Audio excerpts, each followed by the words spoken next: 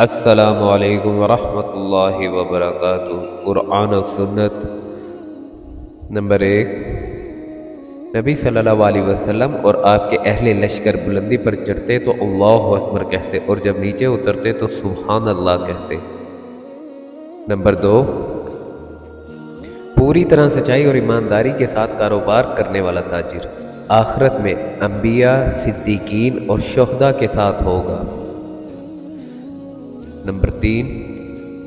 اے اللہ کتاب نازل کرنے والے، جلد حساب لینے والے، لشکروں کو شکست دینے والے، دشمن کو شکست دے اور ان کے پاؤں ڈگمگا دے، آمین۔ نمبر 4۔